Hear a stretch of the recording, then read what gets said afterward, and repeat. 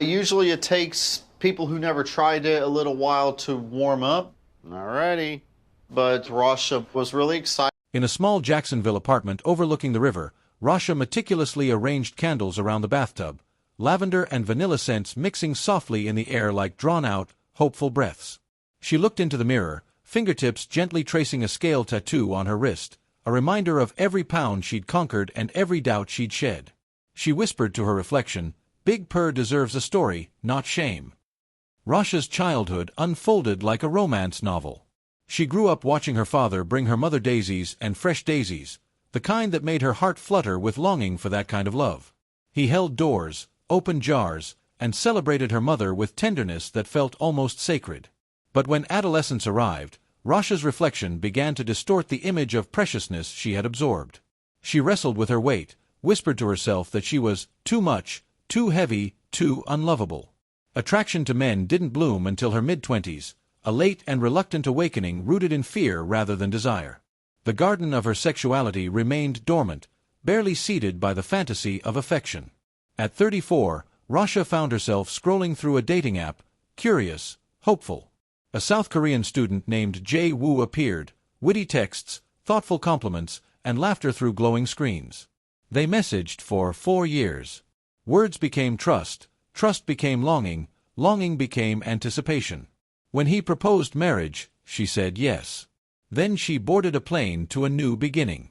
But intimacy never took root. Jae Woo slept in another room. He never leaned in or swept her up. She tried, soft kisses, a whispered, "I love you," only to be met with disgust. His eyes turned cold. She realized, children of broken hopes, he wanted residency more than her soul. Her tears filled the bathtub that first night, the same windows now set with candles for healing. "Maybe I'm fat and ugly," she cried in the darkness, thinking love means never being seen. Post-divorce, Rhasha planted new seeds, therapy, weight loss surgery, YouTube vlogs. She shed 80 pounds, not to find love, but to reclaim her body. As she walked in the park near the water, her breath easy, her knees aligned, she realized the weight she lost was guilt, shame, heartbreak. Therapy brought whispers of forgotten fantasies. One night, her therapist asked, "What do you truly imagine in your mind?" Rhasha inhaled sharply, voice trembling, white sheets, blindfold, hands tied. Someone strong, dominant. "I want to be manhandled, spanked." She laughed, the sound raw and misfit to her stillness. "I call my private part, Big Purr. I don't feel safe just saying the P word." Her confession cracked open the garden floor. Roots of desire seeped through, throbbing and alive. At the sex therapy office, the sunlight bent through tall windows. Rhasha sat on the massage table draped in calming pastel blankets, heartbeat loud enough to drown out the outer world. They practiced role-play, senses heightening, trust burgeoning. For the first time, she allowed desire to breathe. Safety coiled around her like vines, trust and consent wrapping her like a second skin. She imagined the next night, candles around the bed, an altar for firsts. She returned to the apps, swiping with renewed courage. She messaged 10, 15 men, conversations brisk, text after text. Then she dropped the bomb. "I'm a virgin." They vanished like smoke. Texts unread. Connections severed. That taught her who she was, and what she wasn't. Then, one name resurfaced, Marcus. He wrote, "Let's meet over coffee." Beard sharp, eyes kind in his profile.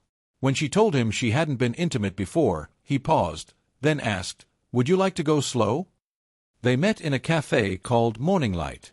Coffee, cinnamon laughter, a promise of understanding. He didn't gaslight her. He didn't hesitate. He didn't flee.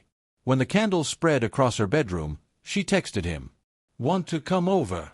He arrived soft knock at the door, bouquet in hand, tulips, her favorite. She led him inside slowly, anxious, expecting recoil. He didn't. He smiled with questions, respect and curiosity, not pity. They sat on the edge of the bed. She traced her scale tattoo, heart pulsing. "I've never before." He leaned in, finger warm on her chin. "Only when you're ready." She closed her eyes. She thought of his calm, gentle voice. And she answered him, "I'm ready." It was quiet but electric. Candles perfumed the air. He unknotted silk ribbon from her wrists. She remained still, beautiful in vulnerability. His touch, gentle, reverent. He ketchup on skin that had known only pain, not pleasure. It was slow. She trembled. She held his wrist like it was a lifeline. She didn't scream. She whispered. And in that breath, she found herself. They lay talking instead of rushing. She told him about Jay Wu, her reflection of worthlessness. He listened. She told him of therapy and fantasies. He didn't judge. She told him of weight loss and YouTube videos. He held her. Morning light fell softly over their bodies, the flames gentle, the world soft again. "I'm not defective," she murmured. "You're whole," he replied. "Every inch." Rhasha returned to therapy, empowered and grounded. She posted a video, not about losing virginity, but about gaining integrity. She spoke, "Virginity isn't shame. It's choice, clarity, consent. My journey isn't delayed, it's deliberate."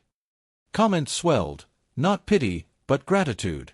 She baked cupcakes for friends and subscribers, calling them first buds of confidence.